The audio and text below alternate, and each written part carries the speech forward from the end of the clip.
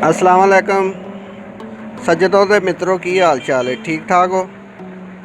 लो जी, अज तुहानूं मोटरसाइकिल की टैंकी ते टेप लाने का तरीका दसन लगे हैं। आ देखो टैंकी का की हाल होया है, खराशां पईयां, रंग उतरिया ते तरीका यह है कि चार पट्टियां तुसीं 18 इंच दियां कट लैनियां, 2.5 इंच चौड़ी ते 18 इंच लंबी, चार पट्टियां कट के चल भी ते इस तरीके लगानी है।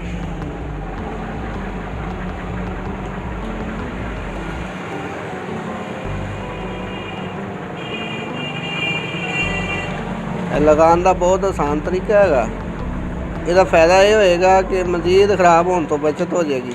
अगर तुसी नवी मोटरसाइकिल लाते हो, उसकी टैंकी ते टेप लवाओ टाइमों टाइम, ताकि वो खराशां तो बचत हो जाए। यह तो पुरानी मोटरसाइकिल हैगी ना, तो नवी मोटरसाइकिल ते लगाओगे तो खराशां जो बच जाएगी।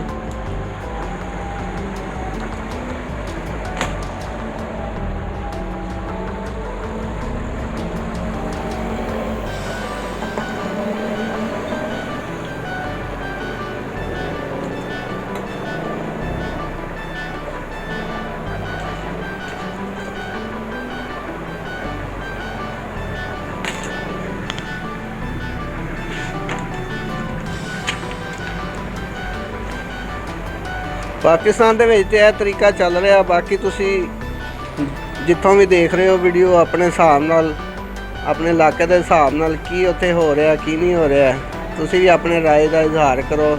थल्ले कमेंट्स दे विच सानूं दसो। मजीद इस तो बेहतर अगर तरीका कोई तुहाडे कोल हैगा, तुसी भी सानूं दस सकदे भी किवें लग जाए। ਇਹਦਾ एक पीस भी ला सकते, 4 पीस की बजाय। लेकिन यह है कि वो मेहनत ज़्यादा, हीट गन लगानी पैंदी है। आसान तरीका है, ये हर कोई लगा सकता है। एक पीस जोड़ा वड्डा लगाना वो फिर कारीगर ही लगा सकता, हर बंदा नहीं लगा सकता।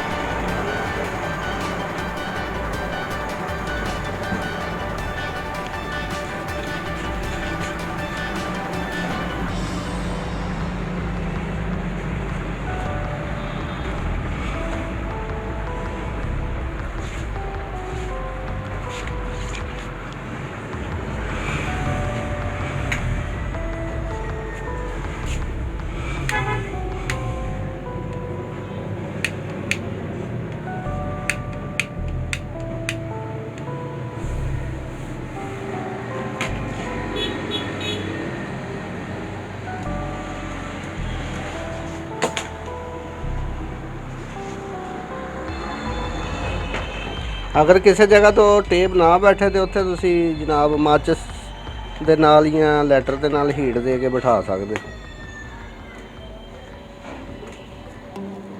लगता रज़ा भी अगली दफ़ा आप ही लाएगा।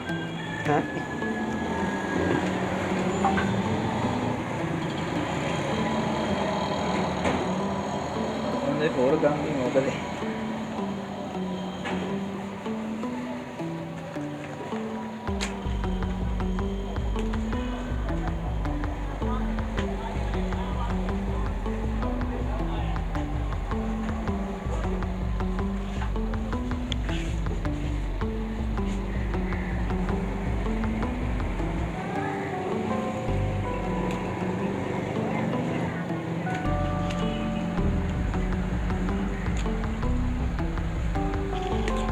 वैसे यह भी गुलाइयाँ तो लानी एडी सौखी नहीं हैगी। ये भी 2-4 दफ़ा जो तजर्बा करेगा फिर ही लाएगा, क्योंकि बिठानी खिंच के बड़ा काम। भोला तो हूँ 1-2 साल हो गए काम कर रहा, इन तजर्बा आया।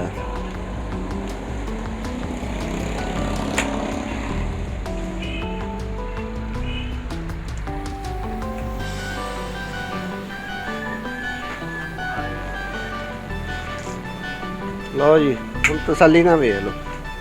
ਹੈਲੋ, ਸਫਾਈ ਤੇ ਹੈ ਵੈਸੇ ਮੁੰਡੇ ਦੇ ਹੱਥ 'ਚ।